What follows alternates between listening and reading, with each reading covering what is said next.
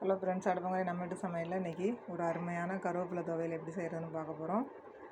அதுக்கு ஒரு கடாயில் கொஞ்சம் நல்லா ஆயில் சேர்த்துட்டு 1 ஸ்பூன் அளவுக்கு கடலைப்பருப்பு, அதே 1 ஸ்பூன் அளவுக்கு உளுத்தம் பருப்பும் சேர்த்து நல்லா செவக்க வறுத்து விட்டுக்கலாம். அடுப்பை மீடியம் ஃப்ளேமில் வச்சு நல்லா வறுத்து விட்டுக்கோங்க. பாருங்கள், இந்த அளவுக்கு வறுபட்டால் போதும். நல்லா செவந்துருச்சு. இப்போ இதை ஒரு பிளேட்டுக்கு மாற்றிக்கலாம். அதே கடாயில் ஒரு 6 காஞ்ச மிளகாய் நல்லா வறுத்து எடுத்துக்கலாம். நல்லா காஞ்ச மிளகாய் வறுபட்டுருச்சு.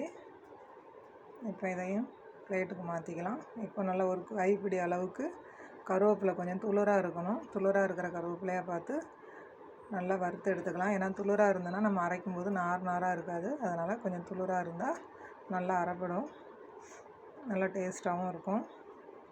இப்போ கருவேப்பிலை நல்லா இந்த அளவுக்கு சடன்னு நல்லா வாசனை வர அளவுக்கு நல்லா வறுத்து விட்டுக்கோங்க. பாருங்கள் எந்த அளவுக்கு வறுபட்டுருக்குன்ட்டு. நல்லா அடுப்பை மீடியமில் வச்சு நல்லா வறுத்தாச்சு. இப்போ இதையும் ஒரு பிளேட்டுக்கு மாற்றிக்கலாம். இப்போ அதே கடாயில் கொஞ்சம் ஆயில் சேர்த்துட்டு ஒரு 5-6 சின்ன வெங்காயம், 5-6 பூண்டு சேர்த்து நல்லா வதக்கி விட்டுக்கோங்க. ரொம்ப வதங்கணும்னு தேவையில்லை. கொஞ்சம் நல்லா வதக்கி விட்டுட்டு அது கூடவே கொஞ்சம் புளி சேர்த்துக்கலாம். துவையலுக்கு தேவையான அளவு புளியும் சேர்த்து நல்லா வதக்கி விட்டுக்கலாம். அது கூடவே கொஞ்சம் நான் மிக்சியில் தான் பல்ஸ் பண்ணி வச்சுருக்கேன் தேங்காய் ஒரு கைப்பிடி அளவுக்கு. அதையும் சேர்த்து நல்லா அந்த ஈரப்பதம் போகிற அளவுக்கு நல்லா வதக்கி எடுத்துக்கலாம். இப்போ தேங்காயும் நல்லா வதக்கி விட்டாச்சு. இப்போ இதை ஒரு பிளேட்டுக்கு மாற்றிட்டு நல்லா ஆற வச்சு நம்ம அரைச்சி எடுத்துக்கலாம்.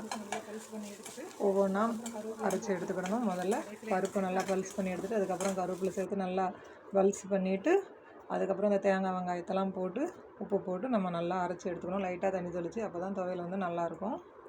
இப்போ கருவேப்பிலை துவையல் நம்மளுக்கு உடம்புக்கு அவ்வளோ ஆரோக்கியமானது.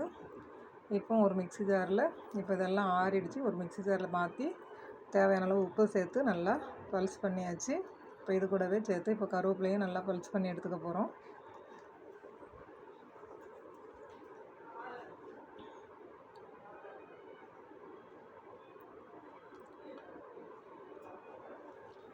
இப்போ பாருங்கள், இந்த அளவுக்கு நம்ம அரைச்சி எடுத்தாச்சு. இப்போ இது கூட வறுத்து வச்சுருக்கிற தேங்காய், வெங்காயம், பூண்டு, புளி இதெல்லாம் சேர்த்து நல்லா லைட்டாக தண்ணி தெளித்து நம்ம துவையல் பதத்துக்கு நல்லா அரைச்சி எடுத்துக்கலாம். இப்போ சூப்பராக துவையல் அரைச்சாச்சு.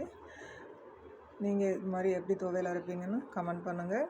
வீடியோ பிடிச்சிருந்தால் லைக் பண்ணி உங்கள் ஃப்ரெண்ட்ஸோட ஷேர் பண்ணுங்கள். மறக்காமல் நம்ம சேனலுக்கு சப்ஸ்கிரைப் பண்ணுங்கள். இந்த கருவேப்பிலை துவையல் உடம்புக்கு அவ்வளோ ஆரோக்கியமானது, முடிக்கலாமே நல்லது. இந்த மாதிரி இந்த மெத்தடில் அரைங்க, நல்லாயிருக்கும். இப்போ இதை சாதத்தோடு கொஞ்சம் நெய் போட்டோ இல்லைனா நல்லெண்ணெய் ஊற்றியோ சாப்பிடலாம். இல்லைனா பழைய சாதத்துக்கு, சாம்பார் சாதத்துக்கும் தொட்டுக்கலாம், நல்லாயிருக்கும்.